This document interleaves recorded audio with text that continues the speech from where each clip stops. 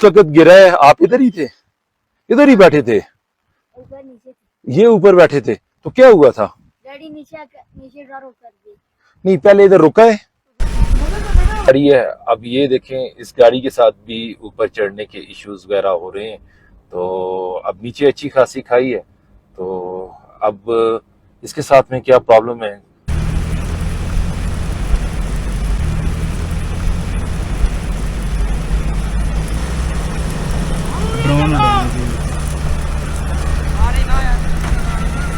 ये नीचे से गाड़ी आई है ऊपर की तरफ, तो यहां से मुड़ के इसने मुड़ना था ये ऊपर की तरफ, तो यहाँ पे गाड़ी रुकी है। अगर मोड़ की बात करें तो अच्छा खासा शार्प मोड़ है और हाइट भी अच्छी खासी है।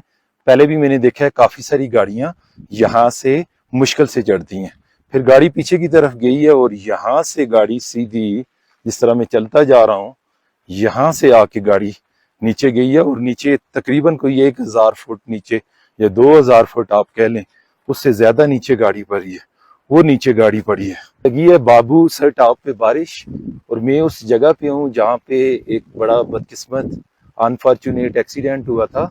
2 दिन पहले एक गाड़ी गई थी, वो यही मोड़ था जिससे एक वो पैसेंजर वैन नीचे गई थी। कोई 8 से 9 लोगों की डेथ हुई थी, 7-8 लोग क्रिटिकल इंजर्ड थे। तो हादसा कुछ इस तरह है, मैं जैसे रास्ते में बताता आया हूँ कि जो गाड़ियाँ आपकी मैकेनिकल टेक्निकली फिट नहीं होती तो आप लोग ले आते हैं, ये बड़े शार्प टाइप के मोड़ हैं और स्टीप हाइट है, तो उस केस में होता ये है कि जब गाड़ी अपना वो एक रिदम मोशन तोड़ती है तो उसके बाद अगर आप ब्रेक के उस पर कोशिश करें रोकने की तो शायद बहुत मुश्किल सी बात है कि गाड़ी नीचे सुरकती है। मेरे साथ खुद एक बार हुआ था कि पत्थर रखने के बावजूद गाड़ी पीछे की तरफ जा रही थी।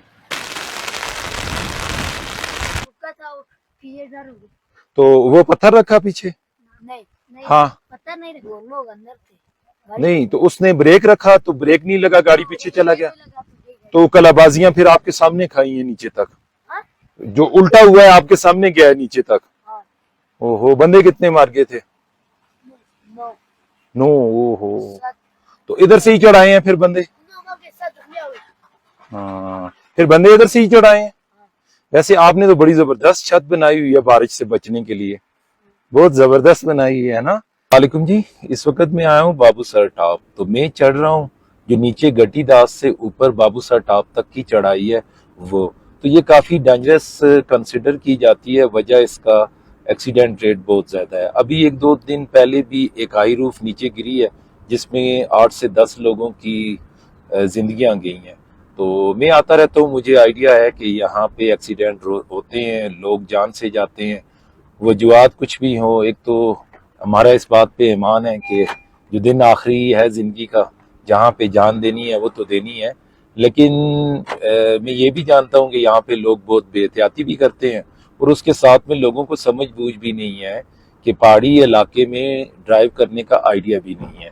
तो इस वजह से या तो लोग ऊपर चढ़ते हुए या नीचे आते हुए ड्राइविंग करते हुए काफ़ी गलतियां करते हैं जिससे गाड़ियां नीचे गिरती हैं, या तो वो ब्रेक का काफ़ी इस्तेमाल करते हैं। आप ऊपर चढ़ रहे हो या नीचे उतर रहे हो, चाहे नारायण की साइड से चढ़ रहे हो या चलास की साइड से, या दोनों साइड से नीचे उतर रहे हो, तो इसमें अगर आपके पास मैनुअल गाड़ी है या ऑटोमेटिक गाड़ी है तो कुछ असूल हैं, अगर वो आप करेंगे तो अल्लाह की मदद हिफाजत के बाद इंशाल्लाह आप एक कंफर्टेबली आप नीचे उतरेंगे, आपको कोई प्रॉब्लम नहीं आएगी। तो मेरे पास भी ऑटोमेटिक गाड़ी है, मैं नीचे गटीदास से ऊपर चढ़ रहा हूँ, तो मैं दिखाता हूँ आपको कि ये चढ़ाई टोटल कितनी है और आप गाड़ी को किस तरीके से ऊपर चढ़ा सकते हैं। तो चलें सफर शुरू करते हैं जी। ये चढ़ाई है ऊपर, इसी तरह कुछ चढ़ के ऊपर तक आप जाते हैं। तो यहाँ से ना ये आपको इतनी स्टीप नजर आती है, लेकिन जैसे जैसे गाड़ी ऊपर चढ़ती है तो ये काफी टफ नजर आती है। और शार्प मोड़ वगैरह भी हैं, जिस तरह आगे ये एक मोड़ आ रहा है, जब थोड़ा ऊपर आप जाते हैं तो वहाँ पे ये इश्यूज होते हैं कि अगर आप बाहर से होके जाते हैं, यानी अपनी लाइन छोड़ के गाड़ी को इजीली ऊपर चढ़ाने के लिए, जिस तरह से मैं ऊपर चढ़ रहा हूँ, तो जो सामने से गाड़ी आती है तो आपस में टकराव का खतरा होता है, तो उस केस में भी गाड़ियाँ जाती हैं। अब ये ऑयल टैंकर आ रहा है, एक तो इनकी स्पीड, ये वैसे इस एरिया में चलाते रहते हैं, लोकल होते हैं, लेकिन इनकी एक स्पीड ज़्यादा होती है, तो बाकी टकरा के भी, ये जो लास्ट टाइम गाड़ी गई थी तो उसकी वजह भी टकराना था कि गाड़ियां दो टकराई हैं और वो नीचे चली गई है। तो पहले तो कुछ भी नहीं था, अब इस तरह के हिल स्टेशन वगैरह भी बन गए हैं। तो कुछ टाइम पहले तक यहाँ पे कुछ भी नहीं था, अब तो अच्छी खासी रौनक मेला इधर भी है। तो वो जगह भी देखते हैं जहाँ से गाड़ी नीचे गई है, क्या रीज़न बनी है। हम जो पहाड़ी इलाके का अपना एक एक्सपीरियंस है नाकस सा, उसके मुताबिक देखते हैं कि यहाँ पे एक्चुअली क्या सीन हुआ था जिससे गाड़ी नीचे गई थी। अब ये सामने जो गाड़ी नज़र आ रही है जिसे वो हाई रूफ कहते हैं, सुजुकी की कैरी डब्बा भी कहते हैं, असल में ये गाड़ियां फिट नहीं है इस रूट के लिए। अब इन्होंने पत्थर वगैरह पीछे रखे हैं और ये लड़के वगैरह ले आते हैं, और इतने अनट्रेन वगैरह ट्रेन वगैरह भी ये नहीं होते। अब यहाँ पे भी इसी तरह की सिचुएशन है कि ये गाड़ी, हाँ जी, ऊपर नहीं चढ़ रही, या तो गाड़ी गर्म हो गई है। तो ये गाड़ियां जो आपकी 900 सीसी से नीचे हैं, 660 सीसी है जिसे वो टर्बो कहते हैं, मुझे ये भी लगता है ये गाड़ी भी फिट नहीं होती इतनी ज़्यादा हाइट के लिए। तो फिर इन गाड़ियों की जो और सस्पेंशन वगैरह होती हैं वो भी इतनी खास कोई नहीं होती, ना इस तरह के वो ब्रेक वगैरह आपकी कोई अच्छी होती हैं, तो उसमें भी एक्सीडेंट वगैरह होते रहते हैं। तो जब भी आए कोशिश करें कि आपके पास एक तो अच्छी गाड़ी होनी चाहिए, चलाने वाला एक्सपर्ट होना चाहिए, और मैकेनिकल गाड़ी आपकी 100% नहीं 1000% फिट होनी चाहिए। इसी तरह की चढ़ाई है आगे, जब आप नारायण से आ रहे होते हैं लुलू सर की साइड से गटी दास चढ़ के ऊपर, तो आपको इसी तरह की चढ़ाई मिलती है टेल ऊपर तक। तो ये इतनी कोई ज्यादा नहीं है, कोई 7 से 8 किलोमीटर है गटी दास से। एक दो शार्प मोड़ है जहाँ पे आपको काफी केयर करनी पड़ती है, क्योंकि सामने से भी गाड़ी का डर होता है कि वो भी आ सकती है, और जो ऊपर से गाड़ी आ रही होती है तो उसका कंट्रोल थोड़ा मुश्किल होता है कि नीचे डिप्रेशन होती है काफ़ी, और स्ट्रेट स्टीप डिप्रेशन होती है। तो उसमें गाड़ियां जो बाहर से जा रही होती हैं तो अक्सर टकरा के नीचे जाती हैं। और लास्ट टाइम का एक्सीडेंट भी बिल्कुल सेम तरह का है कि पहले दो गाड़ियां आपस में हिट हुई हैं, और फिर जो नीचे से ऊपर जा रही थी हाई रूफ जिसे टोटा IS कहते हैं, तो वो सीधी नीचे चलेगी। और ये मेमोरियल जो शीट्स वगैरह होती हैं वो लगी हुई हैं कि जहाँ से लोगों की गाड़ियाँ नीचे गई हैं और लोगों की डेथ वगैरह हुई है, ये आपको जगह जगह लगी हुई मिलेंगी।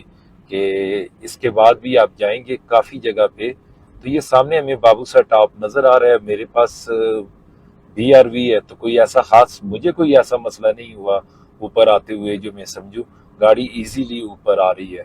तो जब भी नीचे आए दुआ करें, अल्लाह से अफियत मांगे, उसके अलावा केयर से ऊपर चढ़ें, तो कोई इतना मुश्किल नहीं है।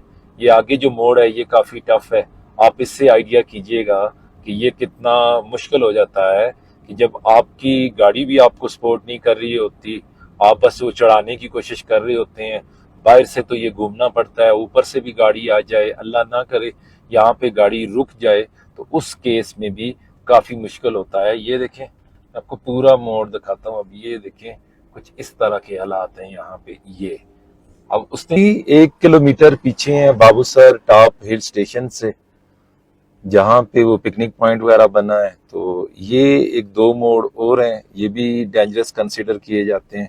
जिस तरह से अब मैं मुड़ रहा हूँ तो आपको आइडिया हो रहा होगा। ये देखिए काफ़ी शार्प टाइप मोड़ है, और वेग गाड़ियों के लिए काफ़ी मसला बनता है।